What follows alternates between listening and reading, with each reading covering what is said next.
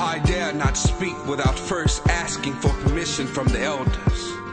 I also humble myself at the honorable mention of those who have fought and or died for the liberation of African people, whether on the continent or in the diaspora.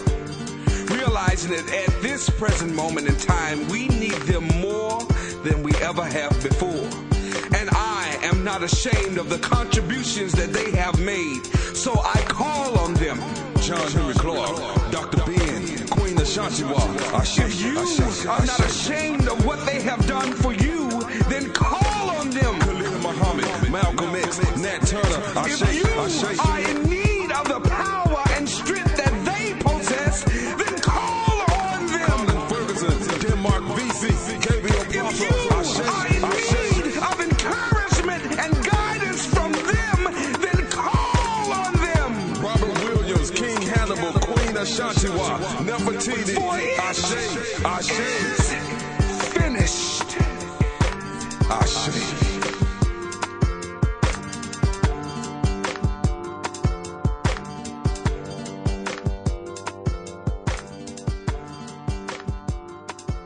That's Brothers Keeper, Libation of Revolutionary Reconstruction. This is Monday, March 9th, 2026.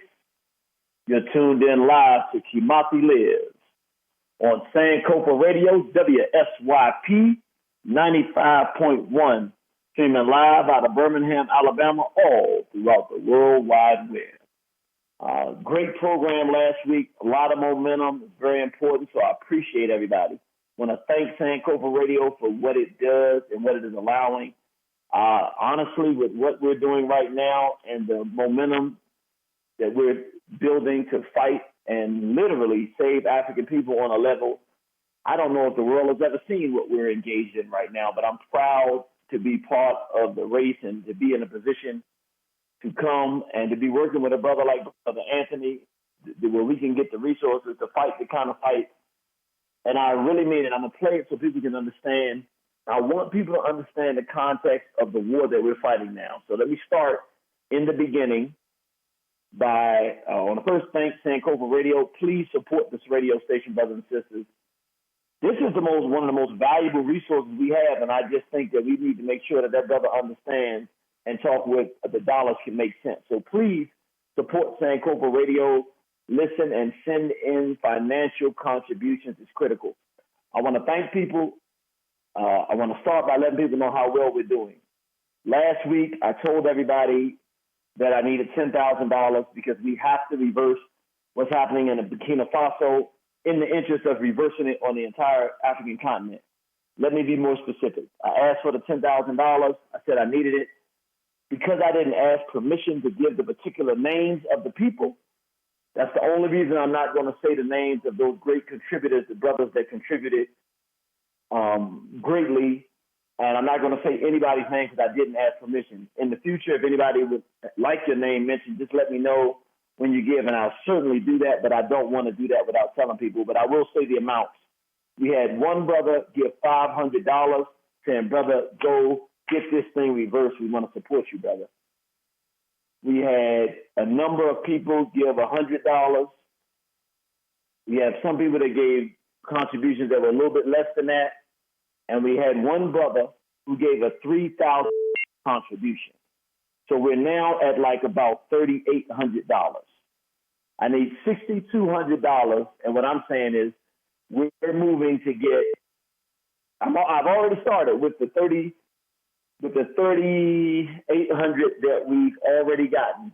I've already started the process that we're going to go and figure out how to, not figure out, push to get Burkina Faso to reverse that decision, reject that African Holocaust bill that they call the America First Health Initiative. It's a Jewish-sponsored genocide, but I want people to really listen carefully. I want us to understand why this is the most dangerous moment in the history of the world for African people. I'm going to say this, and then I'm going to play it and make it clear. This is more dangerous than the Arab slave trade. I know the damage they did with the eunuchs all throughout Asia. I know. This is more dangerous than the transatlantic slave trade. We in the West are results of the transatlantic slave trade. This 400 years has been impossible for us to survive. I know. The worst atrocities in the history of the world, I know. But I'm saying this is actually more dangerous than that. This is more dangerous than colonialism, which is just modern-day slavery and genocide and exploitation. And I know our brothers and sisters on the continent, where I am now, I'm on the continent, Mama Africa. I know that everybody is going, what can be worse than those three things? I'm going to put it in a context so we can understand. So I'm going to play some clips so you can hear it and understand, because I really want you to sit back now. I want everybody to take a seat back. I want to paint the picture of what we're fighting and how it works. So the first clip we're going to play is about America, how America was formed. We're told that the whites came and they went to war and killed a lot of Native Americans and they went to battle and stole the land. That's not how they won the war. That's not how they won America. They didn't win the war. They physically lost the war. The entire war by the British against the Native Americans was lost. It was in the final stages, and we're going to start with a clip about Pontiac and what happened to Pontiac's alliance, why we now have a country called America.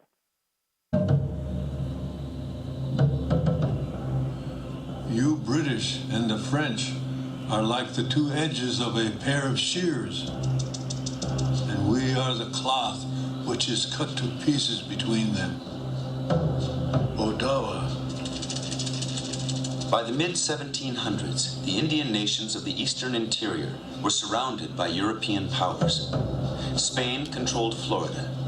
The English were pressing in from their colonies in the east, and the French were aggressively moving across the Great Lakes and along the Mississippi River.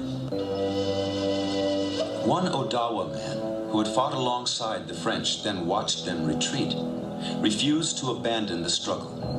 His name was Pontiac. While many leaders saw the English as a threat to their nations, Pontiac saw the English as a threat to all Indian people.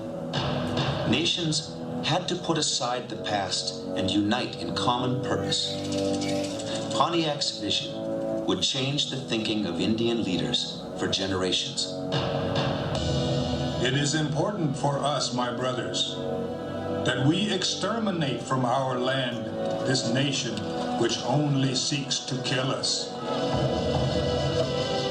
There is no more time to lose, and when the English shall be defeated, we shall cut off the passage so they cannot come back to our country. Pontiac, Odawa.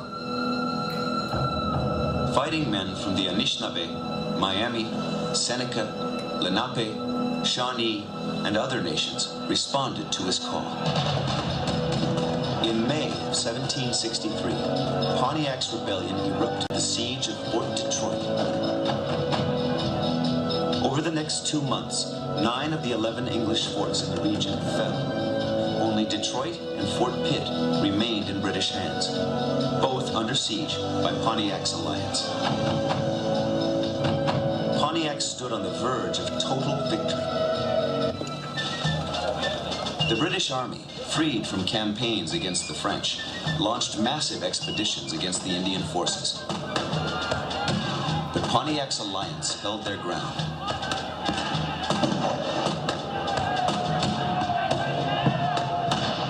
Increasingly desperate to prevail, British commander Geoffrey Amherst put a bounty on Pontiac's head, then proposed a sinister tactic, germ warfare.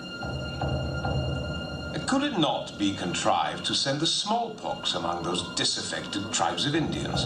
We must, on this occasion, use every stratagem in our power to reduce them. You will do well to try to inoculate the Indians by means of blankets, to try to extirpate this execrable race. Shawnee, Lenape, and Odawa were crippled by smallpox-infested blankets from Fort Pitt. Pretty soon burst out a terrible sickness among us. Lodge after lodge was totally vacated. Nothing but the dead bodies lying here and there in their lodges. Entire families being swept off with the ravages of this terrible disease.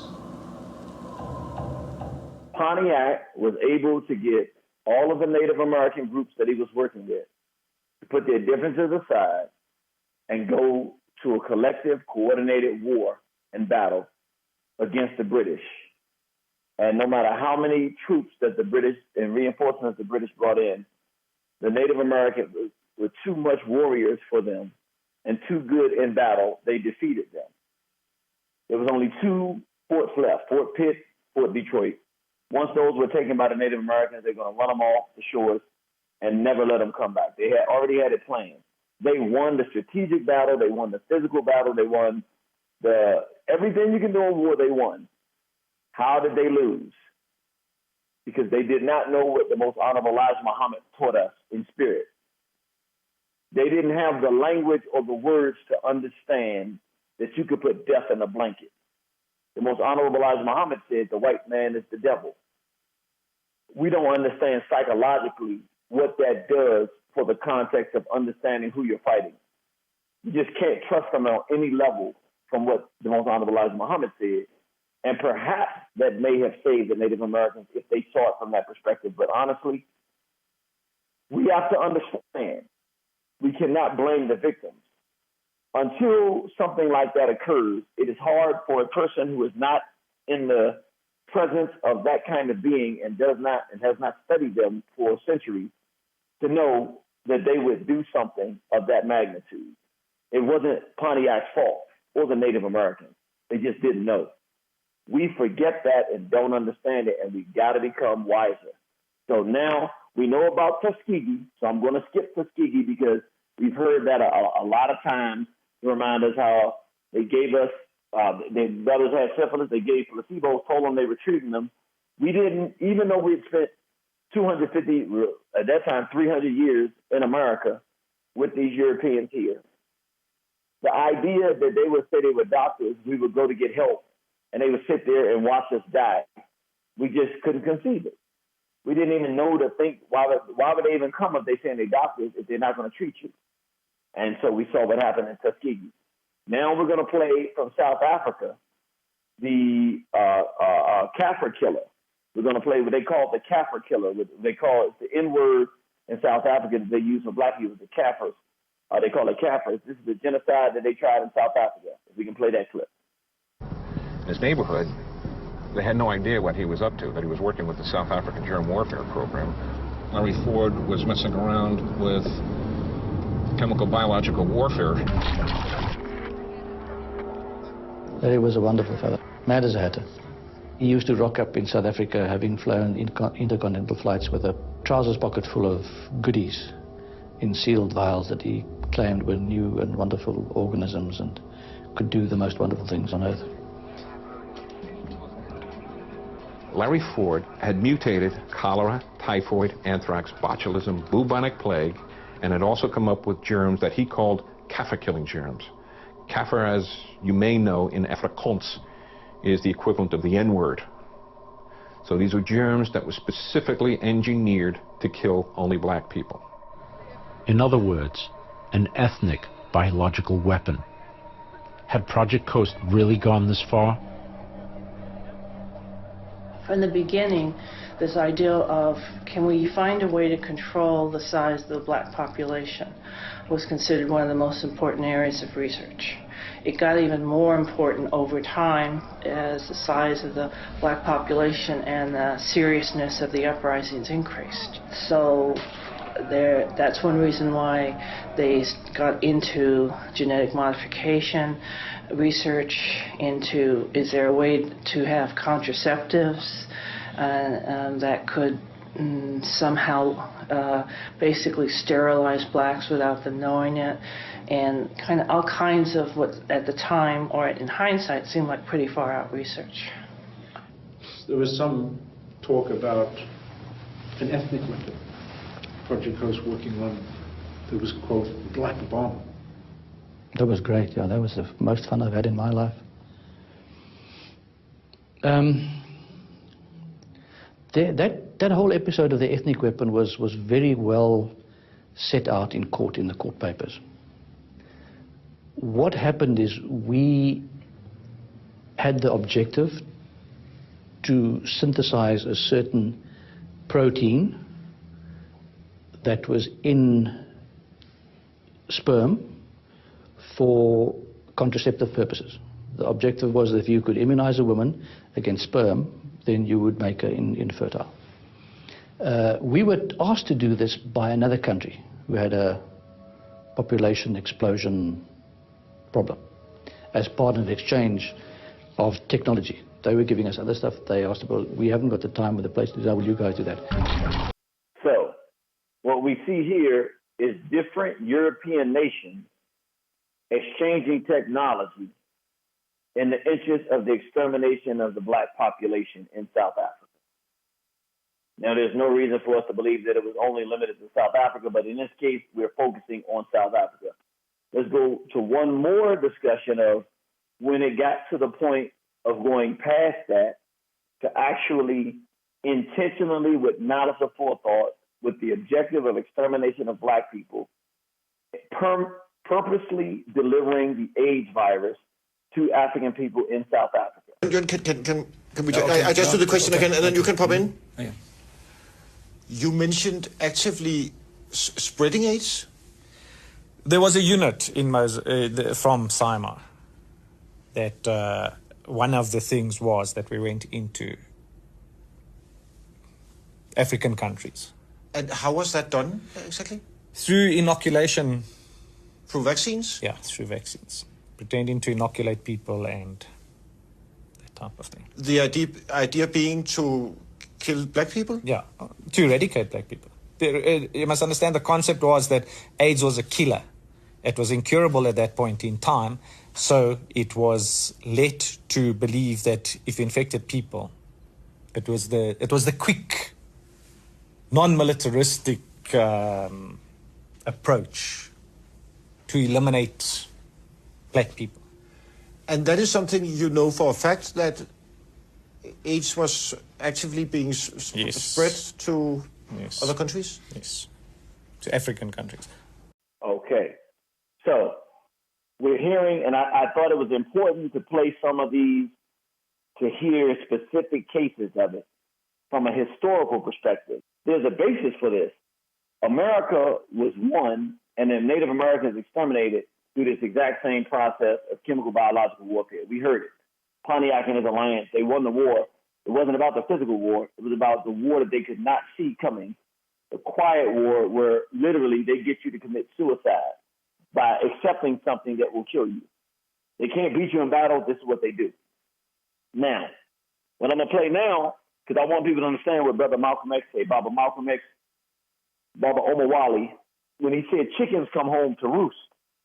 I never thought it was the right place or time to say it when he did, because he was told by the Most Honorable Elijah Muhammad not to do so. However, right now, in the course of history, we probably could not have survived without it. I mean, now it's perfect that he did it. It would have been, I thought it was bad then. Now, why do I say that it is relevant now? Because it really goes to show the situation we're in. The whites were taking a Jewish objective, which they bought and sold and were 100% on board with, and saying, yeah, let's exterminate the blacks, the Kafirs, the N-words, whatever. Not realizing that the Jews were using them to create the process to exterminate white folks. The white folks not thinking like that. They thinking they on board with their white brothers, the Jews, and they're going to kill all the black folks. No, this is a international objective to kill the world population. So now under the Fauci, which we call the COVID-19, we're going to play a clip from Dr. Peterson Pierre, who's going to break down to us the methodology of murder that occurred before the injection in order to scare people into getting the injection. The formula that they have been using for years, decades now, generations even, to kill people is to get you to take something you think is medication that is designed to kill you. They did it in AIDS. They gave us AZT, and people took the AZT, and the AZT killed the people. It wasn't the AIDS they killed them, it was the AZT. This time, they told you that you had a COVID-19 or something that there was medication available, ivermectin, hydroxychloroquine, and many of other things that you could take that were natural that could have cleared it up. They told people none of those things would work, that you had to take remdesivir, which was known to kill your organs and kidneys and lead to a process of death.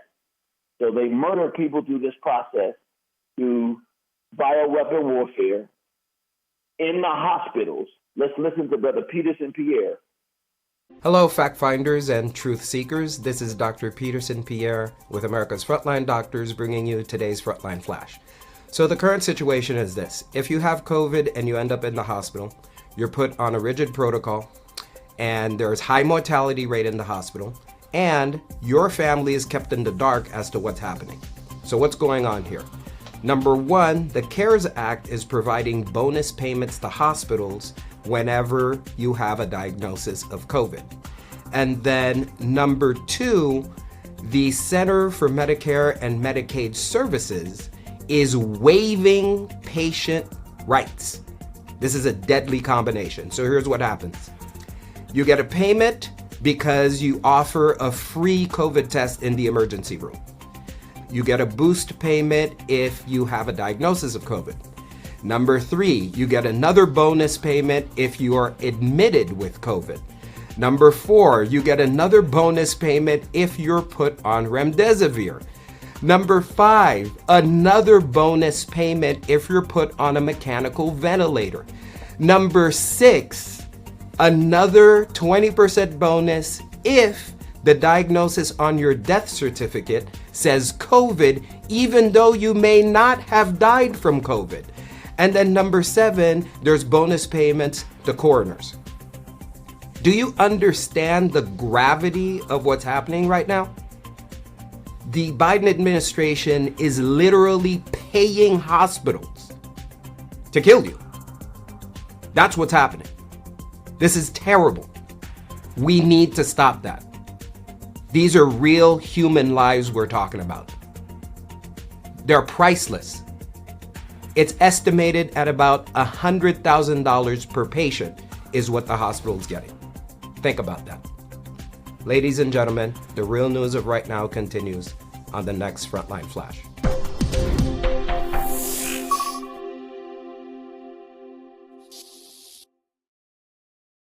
Okay, so as we're listening, we see that there is a growing and pending mass world genocide, the framework of which we can look at with the smallpox in the blankets with the Native American, Pontiac and his alliance.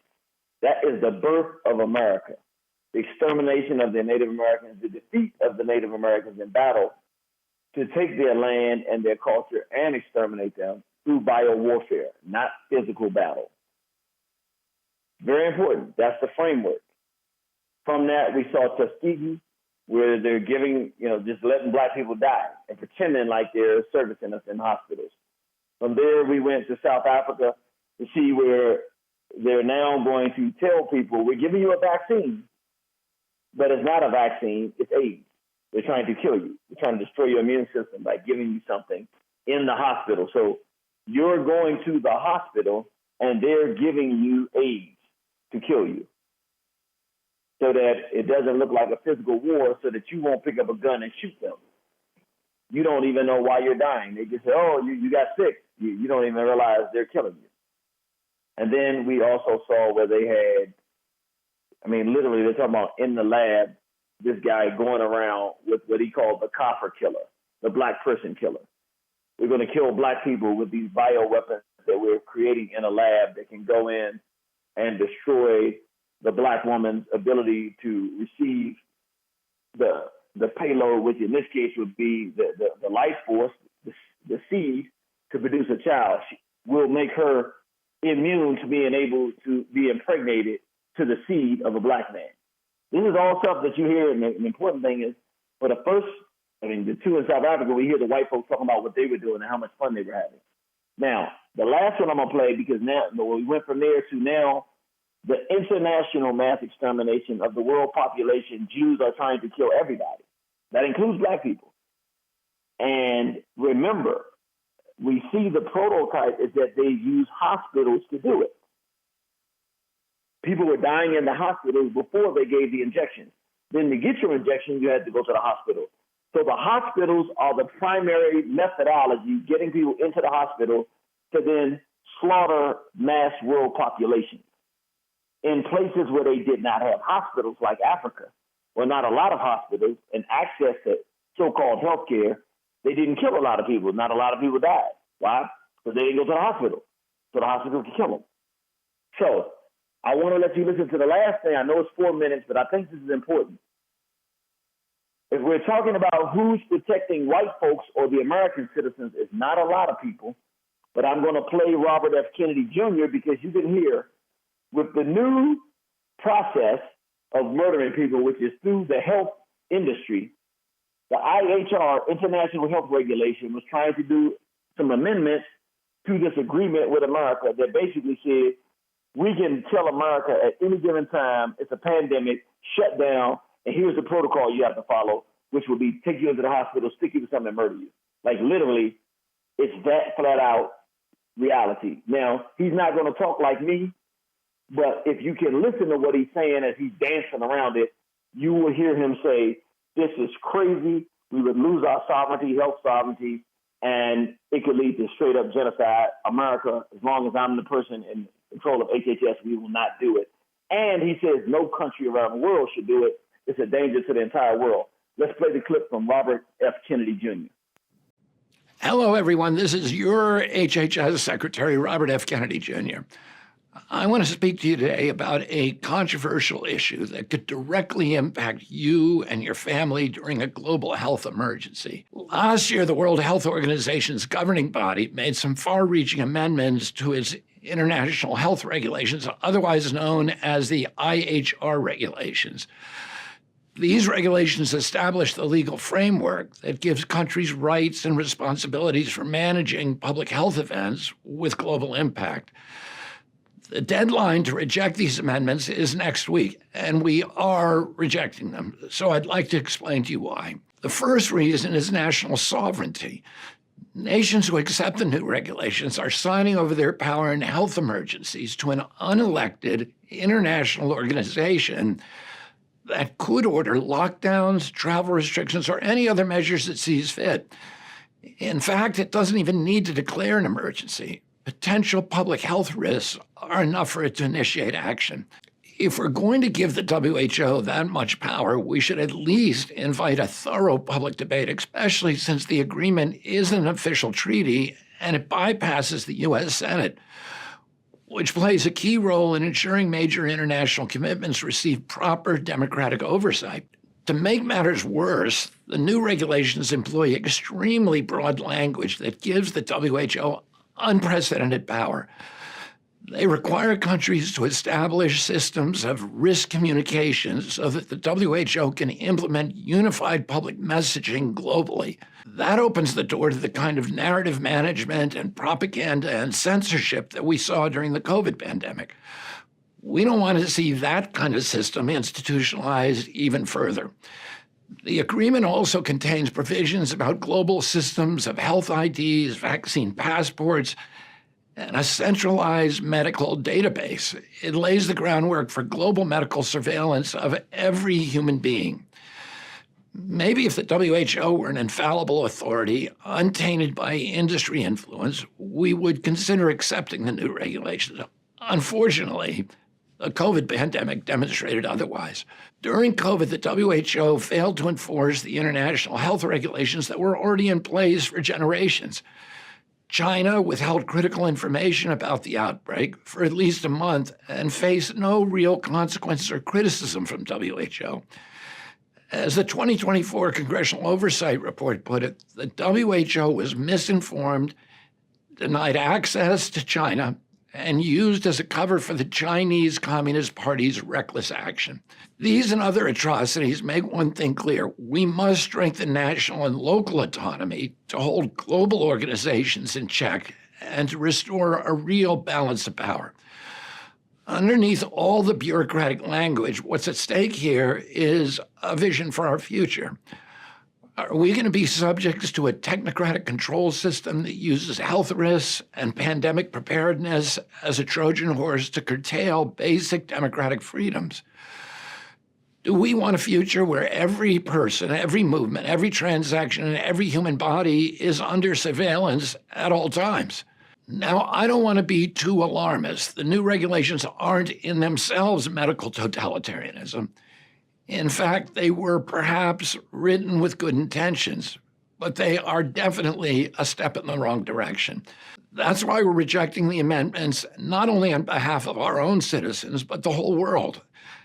After all, America could simply ignore the WHO, but few other countries are as powerful as the United States. Even though many of these amendments are phrased to be non-binding, as a practical matter, it's hard for many countries to resist them, especially when they are dependent on the WHO funding and its partnerships. That's why we're taking leadership to stop an agreement that's bad for the entire world. I want to be clear that in rejecting these amendments, President Trump and I are not rejecting international cooperation. We can cooperate with other nations without jeopardizing our civil liberties, without undermining our Constitution, and without ceding away America's treasured sovereignty. That's my commitment to you. That's President Trump's commitment to you. Thank you, and God bless you all, and God bless our country. Produced by the U.S. Department of Health and Human Services. So I want people to hear this because this is very important. The white race has Robert F. Kennedy Jr., that will defend them against mass genocide. He wrote the book, The Real Anthony Fauci, and he did such thing here. What they're planning to do to our people now, I'm going to go ahead and say it. I am standing in the gap in between what we saw happen to the Native Americans in the smallpox, and when you add what we just heard up, what they plan to do to African people. So I'll tell you what they plan to do. We talked about it from here. How do they get people to accept something to exterminate them? Why did they not have the success in killing African people with the Fauci the same way they did in the U.S.? Because most black people did not have access to the hospitals. So when the so-called COVID was happening, the only people, I talked to people in South Africa, Uganda, Kenya, every place in Ghana, every place I talked to people, the people that died were the people that went to the hospitals. So it's a simple formula. If we can't get them into the hospitals, we can't kill them. So they took this IHR that America turned down, said, let's just take this, flip it, reword it, call it the America First Health Initiative, America First Global Health Initiative, and then take the genocide to Africa. What the Jews are planning, they'll come back to killing Americans, but remember, so many Americans took these injections, they got the bombs running around in their veins right now. And they have America at war right now. So they have other things they can do to kill American citizens, but they're going to come back to this. But they don't have something readily made to mass exterminate the African continent. So they're saying, well, we'll just take the same thing we do in America, build hospitals there so that we can facilitate the mass extermination of people. They don't have a hospital in the countryside. We'll make a little building, put some money on it, and get the country to agree, put a building there, and then tell everybody, oh, you're going to get sick. You got to go get yourself jabbed. It's right in front of our face. But the problem is, in places like Kenya, where you have at the very top race traders like Ruto, this analysis is absolutely, positively no relevance whatsoever because he doesn't care. If he gets a couple of peanuts, you can kill everybody in Kenya. He does not care. He's just a pure, unadulterated, absolute race trader. Most African countries, whether they have leaders at that level of treason or not, they have leaders who would not understand this because, quite frankly, think about how many people are professionals in America. How many people have you heard breaking this down like what you're hearing here? I'm going to venture to say none. I could be wrong. I'm sure there probably are some, but I haven't heard them. But I haven't heard anybody talking about this, so maybe you have heard some people. So I'm going to be gratuitous to myself and say this is the only place you're going to hear it like this. Definitive, delineated breakdown of what we're facing. And so here's where it becomes doubly a problem and why I need the 10,000. I already came to Kenya to break it down, but in a million years, I never would have thought, just like, none of us would have thought that Burkina Faso would have signed up. We don't know whether they knew and signed. Well, we know they didn't know what their intention is. We know that for sure. We assume they just didn't know when they signed up, or they could have signed up to this before Baba Traore was there, and now America's just announcing that they signed and agreed with it, knowing that the rest of the African world and black people, if they see Burkina Faso go with it, because the AES is in the lead, and now Nigeria is saying, the U.S. is saying they signed up with it, that our people will be more comfortable with it because we trust them. It's clear they don't know what the objective is altogether here, and if they don't understand what's happening in terms of what the U.S. is doing by putting them on board with it, then it's even worse if they had sat down and just didn't understand what was happening. If they didn't sign up on any level, or if it was done before Baba Traore is there, and the AES has not come out and said, no, we're not in favor of this, then they don't realize they're being used to give greater confidence to America, to the other African countries, to now see, first they were fighting against the West, now they're signing up with the West. Even if it's not true, that's what's being presented from the State Department. So what does it do? It releases some African nations that may be hesitant to sign up with this from being as resistant, because if the AES would do it, and Baba Traore, we know he's a good guy. We know that Baba Chiani is a good guy. We know that Baba Goita is a good guy. They're fighting the West. If they'll do it, then it's okay. So we can't allow that. We're fortunate that we have Zimbabwe and Zambia that are outright saying, no, we're not doing it, very publicly. So now our objective is to get to Burkina Faso and the AES, because what? We're confident that once the AES says no and reverses this process and says we will not do this, we will not participate, this was an error, or what they said was mistaken, we're not on board with this, we're not favorable to this, then the rest of the African nations will do the same thing, and we can get the momentum shift. Let me state this, and then I'm going to give the phone number and let everybody call in. Matter of fact, let me get the phone call now, 205-417-7552. That's 205-417-7552. I want people to understand why this is so well. I think right there, I think we get it. But let me put numbers on it, because I was talking to someone, and we have no way to prove these numbers. I'm just going to use numbers that, that just to give people some sense of what we're talking. When the Fauci came and they were giving the injections, we reached out to African nations. We told people that and let them know what was coming. This was in September of 2020 when they were going to release these things in January of 2021. We told them well in advance, this is what's coming. I was able to find out that a couple of the countries, they didn't say anything publicly. They didn't even acknowledge that they knew, but they created placebos and gave the people placebos as opposed to giving the real injection. So that's how they averted and avoided the mass deaths that you got in America and the mass sicknesses and illnesses, because they didn't really give people those injections. But I would say, of course, some just totally ignored us and did give it to their people, like in Ghana. I would say, based on our efforts to inform the African continent, myself and Dr. Cynthia McKinney, that we saved 1 million black people's lives.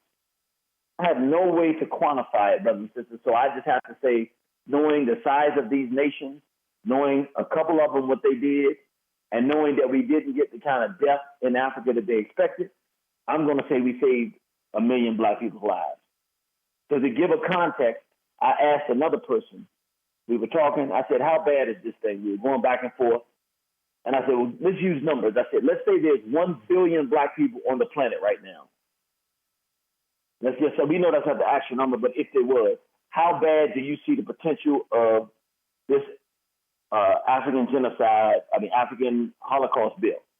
What they said to me was, what they see is if this thing went full throttle and there was no resistance in Africa, and we just let this thing go by, in 10 years, we would look up and there would be all kinds of problems with birth rates and our population. I said, give me a number.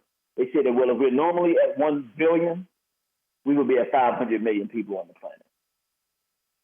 Half of our population on the planet wiped out. I was like, whoa. Because my number had been 100 million that we're trying to save. I'm going to go with that, with the person's number there. It was very mature the way they said it, and this is a very conservative person who doesn't like giving numbers, and it doesn't even like to say yes, it's genocide. They don't even like saying they're very establishment prone. They said 500, and 443, we're going to come right to you after this. They said 500 million of our people would be wiped out. Half of our people, the population would be in half. And we would have a problem with birth rates and all kinds of illnesses and sicknesses as people are dying now if you're listening to what's happening in the U.S. So let me say this, and then I'm coming to 443. We're trying to save 500 million African lives right now. So let me tell you what I need, brothers and sisters. I absolutely positively need it. We now at $6,200. It was $10,000. We need $6,200 to get this done. I'm already in the process, but without the money, until the $10,000 is here, nothing's going to get done. Look at it that way. I need your support. If it's Cash App, $ Irritated Genie. Again, Cash App, $ Irritated Genie. We're going to save this beautiful race of ours. Also, you can go to waronthehorizon.com, and then when you go there, you see where you can do payments, and then you can do donation, and then you can give as much as you would like to give. And then you can also do Zelle. If you want to do Zelle, please give Brother Anthony a call. We had someone that was able to do Zelle and was very, very supportive and helpful. So, and then also if you want to do a PayPal, the email is Ayo Kimathi, AYOKIMATHI @gmail.com. Any of those will work. The easiest is $ Irritated Genie on Cash App, but any of them will work. We need $6,200, brothers and sisters, to get this thing done. Let's go to caller 443. You're live on Kimathi Lives. Yeah, greetings, brother. Really appreciate your presentation. Unfortunately, I came in a little bit late, didn't hear the first part of it, and I hate to have you repeat it, but for sake of those that might have came in late, what was going on between the AES and what they accepted and what you think may be used as a trick to affect other African countries? That's all I needed to make a connection with. Sure. Okay, so this was happening. They have now a press release that the United States of America has put out. This America First Health Initiative, global initiative, that's going to the different African countries. It's basically the International Health Regulation, IHR. And it's really the amendments to that, which basically say that the America can declare in your country. It doesn't say this exactly. I'm telling you the meat of what it actually means. It means that we can declare that there's a pandemic in your country, and based upon that, you will do what we tell you to do. And we're going to give you money now and help you build hospitals and centers all throughout your country so that basically when it happens, we tell you, oh, my God, you have a pandemic. You have to take everybody to your hospital and mandate that they all go take these injections. These injections that they will be doing will be much more dangerous even than the genocidal ones that they gave us before. So it's a mass extermination of the African continent. The Robert F. Kennedy Jr. turned it down here in America. Said we're not going to do this. They reshaped it and now have delivered it to the African continent. And we did not expect to see it, but a press release came out from the State Department in the United States of America. Hey, Burkina Faso has signed up, and Niger has signed up now. So we don't know the specifics of what happened in those countries. What we know is it doesn't matter from the perspective of the damage it does, because if they didn't, and it's not true, this is coming from the State Department, which is more scary than if they did, because what that means is, well, since they know that the way to kill people is to have this signed and then to implement it, the only thing they have to do now is deal with the leaders, which means this would mean that if they did it without these countries' permission and the countries don't agree with it, it means that they feel like they're going to get rid of these leaders any day now. That's more frightening than if the leaders just didn't understand what this is. Maybe the health officials signed it and had it and don't understand the damage, and they're going along with it, not knowing what they're going along with. I'm hoping that that's what it is. I'm hoping that they did actually unintentionally go along with it, because if they didn't, this is just a declaration of war. This is just them saying what we did in Venezuela is going to happen in these other countries real soon, and we're going to come in and take the leadership out. That's what it would mean if I heard that. So I'm going to say willfully they made an error, because they just, if you read the document, see, this is the thing. We got the Kenyan document. Somebody leaked that.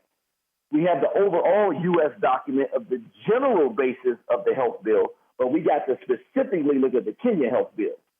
Each one of them is different for each country. In Zambia, they were saying that it'd be tied to your minerals. So now they tying your health to your minerals and us being able to get your minerals out the ground. So it's some gangster genocide stuff, like sign this or else kind of thing. And we have a couple of nations, Zimbabwe and Zambia, that said no. But the U.S. is reporting that Burkina Faso and Niger have signed up to, which is the AES. So we are in the process of getting a reversal of that, but that's something that we have to look through the AES to do.